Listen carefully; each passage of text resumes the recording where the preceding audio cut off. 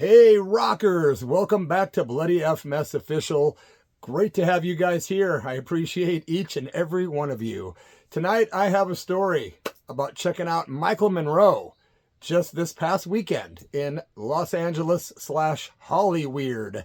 It was a great time. I've waited decades to see MICHAEL MONROE perform, and I gotta tell you right off the get-go, man, it was definitely nothing but exciting, killer, and the opposite of a disappointment. Yes, it was completely killer, man. The day started off weird, though. I woke up in LA with a phone alert saying there was an earthquake and be careful and to evacuate and take cover. I was like freaking out, and everyone says, oh, don't worry, that was hours ago. You were sleeping. It's good now. So yeah, but apparently in other parts of LA, people did feel shaking, so I didn't. Maybe I was sleeping through it. Don't know, man, but no earthquake. But that concert was an earthquake, man. MICHAEL MONROE at the Whisky on April the 12th of this very year. Yeah, man, it was a Saturday night in Hollywood, and everyone was buzzing, man. The show was sold out. Tickets were $54, but I heard people were reselling tickets for $250. Thank goodness we didn't have to go that route. But the Whisky A Go-Go, very famous club, of course, where Jim Morrison and the Doors and so many bands have played over the years. It just got an incredible legacy. Most of you already know about that. When I got inside, right, it took a while because there was a bunch of opening acts, and I did not get to watch the opening acts because I was just outside hanging out with all these cool rockers and talking to people. There was a lot of buzz around the place, a lot of energy. People were excited. Almost every other rocker that walked by me looked familiar. There was all these people hanging out from like Faster Pussycat and Dokken and all these different bands. Crazy, man.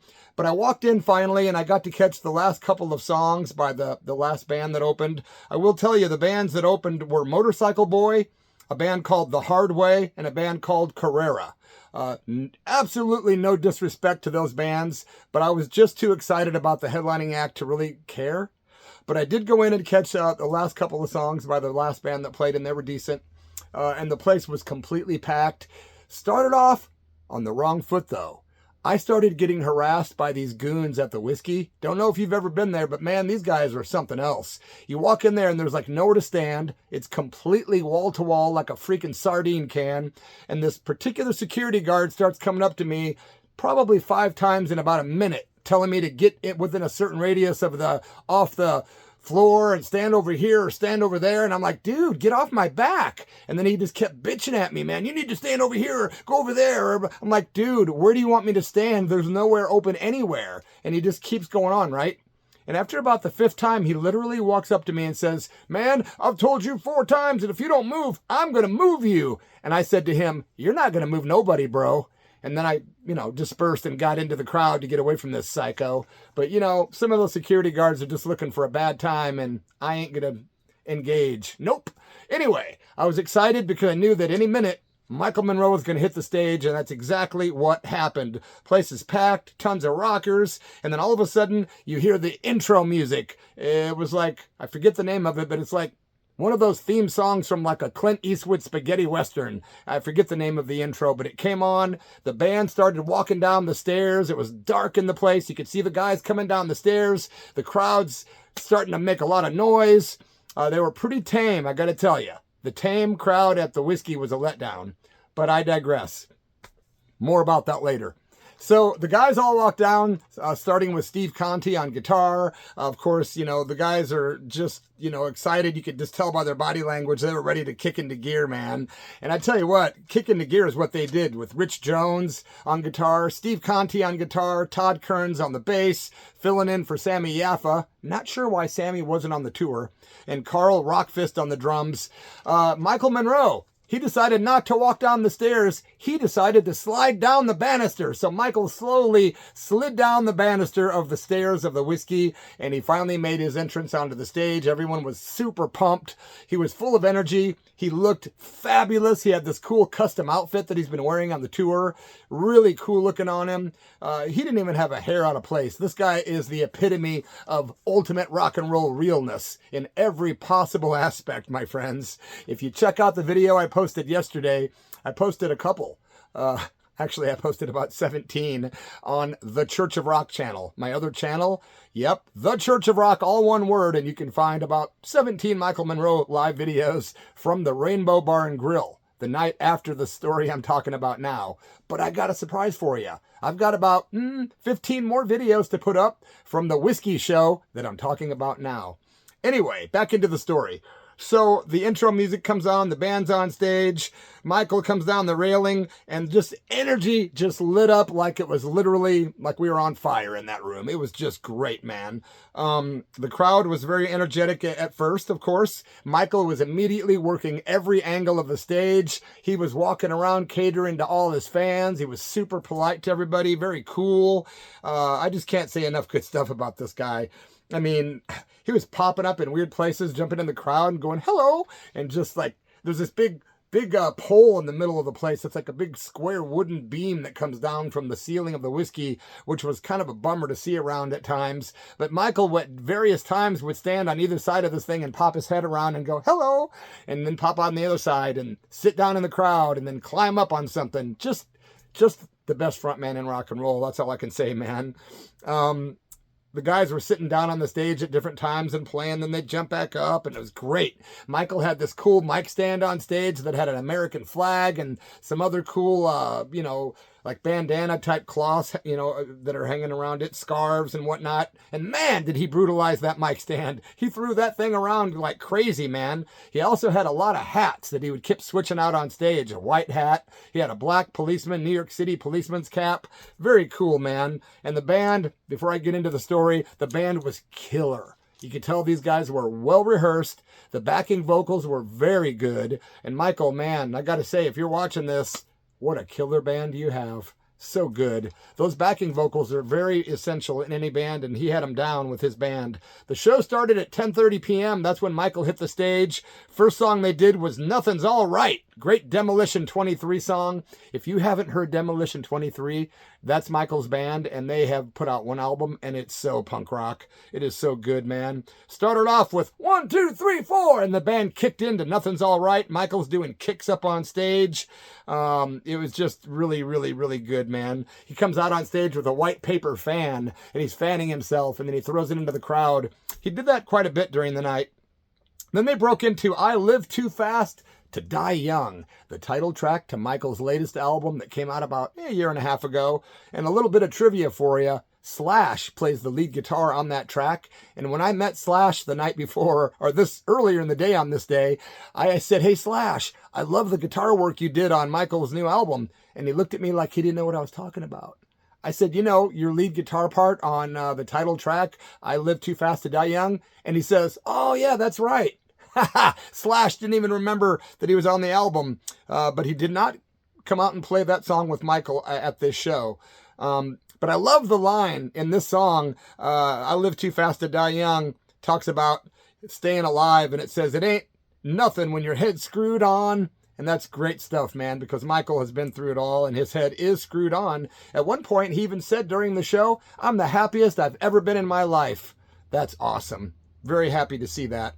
The band had cool stage lights. They were kind of like lasers. They would come out and shine all over, bright yellow, bright blue, bright red. Very cool lights. They went into the song Murder, the Summer of Love from Michael's newest album, which was really, really good. Michael's hoisting the mic stand up in the air with the flag, and he's waving it around. It was pretty cool, man. He was singing around the pole. They went into Last Train to Tokyo. What a great tune, man. Then they did Young Drunks and Alcoholics from the latest album, another great rocker.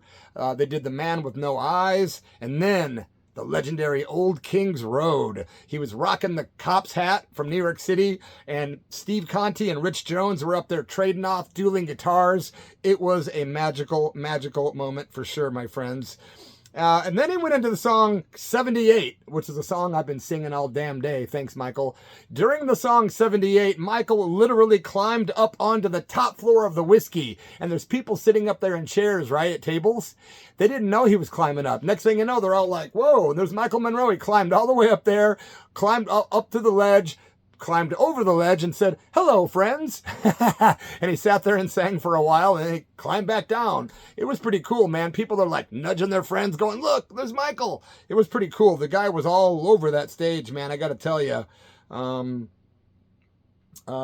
whole band had leather jackets on, except for the drummer and Michael, but all the other three guys looked really cool in their black leathers. They went into the song Trick of the Wrist, which is a great tune. Michael was sporting his red saxophone, and man, can he play that saxophone. That guy can actually play any instrument. Did you know that? Michael Monroe is fluent on all instruments. Yep. He's known for the saxophone and the harmonica, but he can play guitar, bass, drums, keyboards, and sing. Yeah. What can't Michael Monroe do? Makes me sick.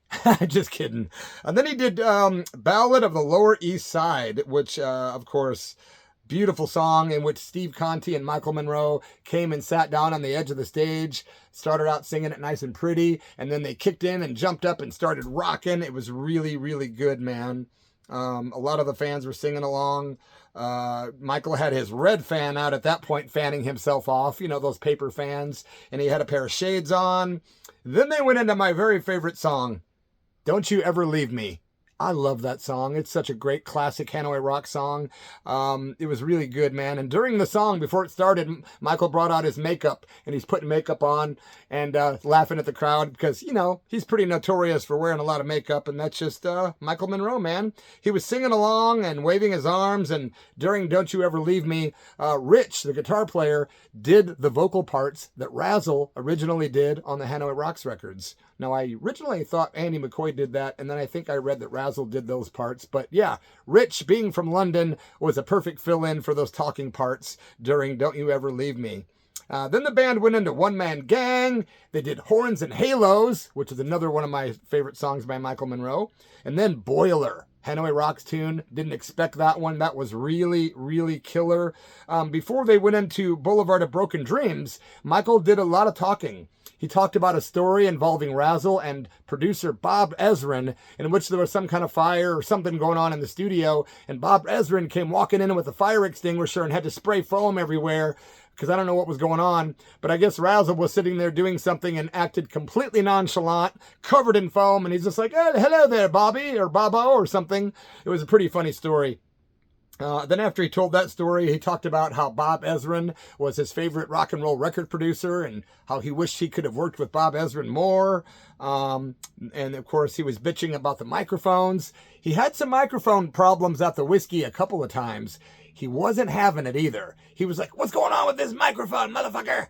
Motherfucker, what's going on with this microphone? And he's going on. And the guy on the stage just started to say something about the mics. And Michael goes, I don't want to hear it, man. I've got enough of my own problems. He goes, I've already had 2 broken mics and I didn't even do it. So, yeah, there were some issues with the mics, and Michael wasn't real happy, but he wasn't, you know, being too big of a prick. He was just giving the guy a hard time. Then they went into Boulevard of Broken Dreams. Everyone was singing along. What a great song by Hanoi Rocks. And then they did Motivatin', another one that I just simply love. Hammersmith Palais from Demolition 23. That's a great song, man.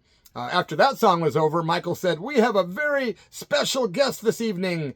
And then he went on to say, the one and only Mr. Hot and Nasty himself. And then he introduced Jim Dandy from Black Oak, Arkansas. And, you know, Michael's a huge fan of Black Oak, Arkansas and Jim Dandy, and he went on and on about him. And I'm a big fan, too. So it was great to see Jim Dandy walk out. Looked like he was wearing raccoon tails on his shoulders and some crazy getup. It was so cool with his long beard and long hair. No one really recognized Jim because he doesn't look the same these days. But, man, they covered Black Oak, Arkansas song Rock and Roll. It was awesome. And I'm going to put that video on this on my Church of Rock channel probably tomorrow. I've got a lot going on right now, guys, with trying to pick up some work on the side. So just trying to squeeze in this video tonight while I got a chance. They did Hammersmith Palais, of course. Went into rock and roll, like I said, with Jim Dandy. And Jim Dandy's up on stage, and he's like, give it up for Michael Monroe. What a great front man and a kick-ass band. And Michael was very happy to hear that from his hero. After rock and roll, they had more mic problems. And then they went into another Hanoi Rocks classic, Malibu Beach Nightmare. Probably one of the better tunes from their catalog. And then they did CCR Up Around the Bend. Oh, and Michael was kicking ass on harmonica during Malibu Beach Night. I'm sorry, the song Rock and Roll with Jim Dandy. You should have seen Michael up there. He was killing it. They did like an extra long version of that song. It was like 6 minutes long. Just guitar, vocals, harmonica. It was like a little bit of heaven. Michael Monroe, you rule. So the guys all leave the stage and go upstairs. Everybody knew that Slash was coming out. Everyone had already heard the rumors. We had already met Slash earlier in the day. That video, by the way, is up on this channel right now if you haven't seen it, about meeting Michael Monroe, Jim Dandy, and Slash. Please check that out under the video section. And if you could, real quick, please subscribe to my channel, leave a comment, and maybe like the video to help with the algorithm. It does help me out, my friends. Thank you. So the encore time, right? The big moment. Everyone's waiting for Slash. And next thing you know, Van comes walking back down, and there's Slash in his big old legendary trademark top hat. Yep, his long black curly hair. He's got his black leather vest on. The whole crowd went nuts. Of course, no one even had to introduce Slash. He was just on stage, and it was good stuff, man. And Michael introduced the next song, and he said, this is a song we recorded with Slash back in 1993, and it was Magic Carpet Ride by Steppenwolf. And those guys did a really good cover of that song because it doesn't sound like the original arrangement at all. They did their own arrangement. The guitar was great. Michael's vocals were great, and I love the arrangement on Magic Carpet Ride. So good, man. Then they did Dead, Jail, or Rock and Roll, which was the last song of the night. Michael told everyone, the last time I played the Whiskey in 1989, Slash played with us here. I'm like, wow, man. And then Michael told everybody that he's got a 3-year work visa and that he plans on touring in the United States again soon. So guys, if you're a fan of Michael and you didn't get to catch him on this tour, you're going to get to catch him sooner than later. I've got a feeling, and you can count me in. If he comes anywhere on the West Coast, I'll be there. I'm really hoping he comes to Portland is what I really hope, man. That would be so freaking cool. Slash was on stage for about 10, 11 minutes. They did Dead, Jail, or Rock and Roll. Very long version of that song, about 6, 7 minutes. The whole crowd was singing along. But I got to tell you something real quick. Before that encore happened, when Michael and the band left the stage, before Slash came back out with him, you could hear a freaking pin drop. We were looking around going, this is Los Angeles? Why isn't no one screaming? No one was making any noise. And like every once in a while, 4, 5, 10 people would go, yeah, Michael. But nobody was making noise at all. And I'm like, Slash is coming out and you guys aren't even making noise. And then at one point, my wife, Tracy, goes, make some noise, you effers. And people are all looking around, and then people started yelling more, but it was pretty lame. The next night at the Rainbow, completely the opposite. And I would have to say, out of both of the shows I saw, I think the Rainbow show that I'm going to talk about probably tomorrow or the next day was better than the Whiskey show. But I got to tell you what, man, that Whiskey show was great. Maybe the people were just drained. Maybe they'd had enough rock and roll and didn't have it in them to make noise. But come on, man, you got to make noise to get your encore. It's kind of like the audience, you owe that to the artist. But the Whiskey, you guys let everybody down with that encore. But at least they came out and played. I kept thinking if it was me, I'd probably be like, screw that. I ain't playing no encore. No noise, no encore. But when you got Slash ready to play, I'm sure that doesn't make a difference. Anyway, it was a killer show. When it was over, I was just ready to get out of there, man. It was a long day of hanging out, meeting the guys, watching the show, talking to people. And my next video, I'm going to talk about the show at the Rainbow Bar and Grill with Faster Pussycat, Odin, Michael Monroe. And I hope you guys will check that video out. Thanks so much for being here. I really appreciate you rockers. And yeah, talk to you soon, man. Long live Michael Monroe. Best kept secret in rock and roll. Cheers.